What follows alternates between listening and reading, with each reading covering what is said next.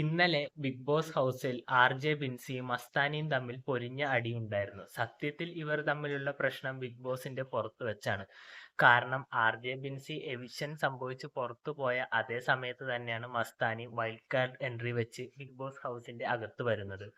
പ്രശ്നം എന്താണെന്ന് വെച്ചാൽ മസ്താനി ആർ.ജെ ബിൻസി ഇന്റർവ്യൂവിൽ കൂടുതലും അപ്പാനിയുടെ വിഷയമാണ് മസ്താനി ചോദിച്ചത്. അതായത് നിങ്ങൾ തമ്മിലുള്ള ഇടപഴകൽ പലപ്പോഴും പരിധി വിട്ടതായിട്ട് തോന്നിയിട്ടുണ്ട്. നാട്ടുകാരൊക്കെ ഇതിനെ വേറൊരർത്ഥത്തിലാണ് കാണുന്നത്. അതിൽ തന്നെ മസ്താനി സ്വന്തം ഒപ്പീനിയൻ പറയുന്നുണ്ട്. തനിക്ക് തന്നെ ഒരു നെഗറ്റീവ് ഫീൽ ഉണ്ടായെന്ന്.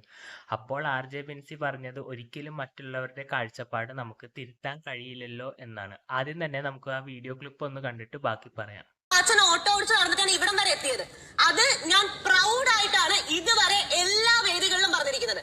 ഇവിടെ ഇരുന്ന് ലൈഫ് സ്റ്റോറി പറയാൻ ബിഗ് ബോസ് പറഞ്ഞപ്പം എന്റെ അപ്പൻ ഓട്ടോ ഓടിച്ചാണ് എന്നെ ഇവിടം വരെ എത്തിച്ചതെന്ന് ഞാൻ അന്തസ്സായിട്ട് പറഞ്ഞു. സ്ക്രീൻ സ്പേസ് ഇല്ല. അവിടെ എന്ത് സ്ക്രീൻ സ്പേസ് ആണുള്ളത്? ബിഗ് ബോസ് ലൈഫ് സ്റ്റോറി പറയാൻ പറഞ്ഞപ്പോൾ ആർ.ജെ ബിൻസി സ്വാഭാവികമായി ചാച്ചന്റെ കാര്യം പറഞ്ഞു.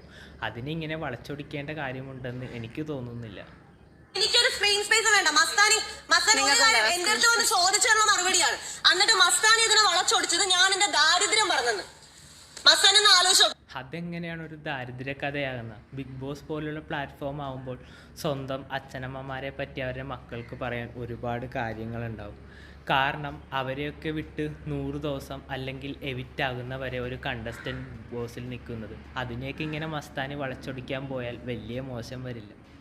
സ്വന്തമായിട്ട് എന്തൊക്കെയാ ചെയ്തതെന്ന് സ്വന്തമായിട്ട് എന്തൊക്കെയാ ചെയ്തത് കാണിച്ചു കൂട്ടത് എന്തൊക്കെയാണ് ആൾക്കാർ ഇപ്പം നീ ചെയ്തതിന്റെയാണ് നിനക്ക് തിരിച്ചു കിട്ടുന്നത്.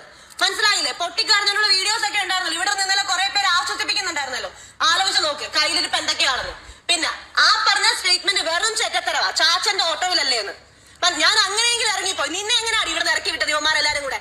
ഹാവൂ, ആർ.ജെ ബിൻസി കൊടുത്തു, മസ്താനി ഏറ്റുവാങ്ങി. അല്ലാതെ ഈ സ്റ്റേറ്റ്മെന്റിനോട് എനിക്കൊന്നും പ്രത്യേകിച്ച് പറയാനില്ല.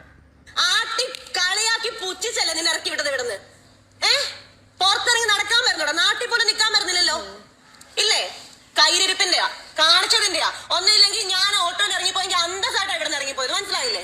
ആർ.ജെ ബിൻസി അവസാനം പറഞ്ഞ കാര്യം 100% സത്യമാണ്. അതായത് നോർമലി ബിഗ് ബോസ് ഹൗസിൽ ഒരാൾ എവിക്റ്റായി പോയാൽ എല്ലാവരും കരച്ചിലും ഹഗ് ചെയ്യലും ഒപ്പം നിന്ന് ഫോട്ടോ എടുക്കലും സാന്ത്വന വാക്കുകളൊക്കെ പറഞ്ഞ് മടക്കാറാണ് പതിവ്. പക്ഷെ മസ്താനി പോയപ്പോൾ എല്ലാവരും പൊട്ടിച്ചിരിക്കുകയായിരുന്നു. അതിൽ ആരിന്റെ പ്രകടനം ശ്രദ്ധിച്ചവർക്ക് കൂടുതലായിട്ട് മനസ്സിലായിട്ടുണ്ടാകും. മസ്താനി പോയേ എന്ന മട്ടിലായിരുന്നു അവന്റെ പ്രതികരണം. പിന്നെ ബിഗ് ബോസ് ഹൗസിൽ എന്തെങ്കിലും ഒരു പ്രശ്നമുണ്ടായാൽ എല്ലാവരും ഒപ്പം നിന്ന് അതിനെ സോൾവ് ചെയ്യാറാണ് പതിവ്. പക്ഷെ മസ്താനി ആർ.ജെ ബിൻസി വിഷയത്തിൽ ആരും ഇടപെട്ടില്ല. ഷാനവാസ് ആണെങ്കിലും മസ്താനിക്ക് 2 കിട്ടണം എന്നൊരു മൈൻഡ് സെറ്റ് ആയിരുന്നു. അതിന്റെ ഇടയ്ക്ക് നന്മമരം കളിക്കാൻ അനീഷ് ചെന്നപ്പോൾ അനീഷിനെ ഷാനവാസ് പിടിച്ചു മാറ്റുകയാണ് ഉണ്ടായത്. അപ്പോൾ തന്നെ മനസ്സിലാക്കാം മസ്താനിയുടെ കയ്യിലിരിപ്പ് എത്രത്തോളം ഉണ്ടെന്ന്. ഇതിൽ ആർ.ജെ ബിൻസിയുടെ ഭാഗത്ത് തെറ്റുണ്ട് എന്ന് എനിക്ക് തോന്നുന്നില്ല. നിങ്ങൾക്ക് ആരുടെ ഭാഗത്താണ് ശരിയെന്ന് കമന്റ് ബോക്സിലൂടെ ഒന്ന് രേഖപ്പെടുത്തുക. പുതിയൊരു വീഡിയോയിൽ കാണുന്നവരെ ബൈ ബൈ.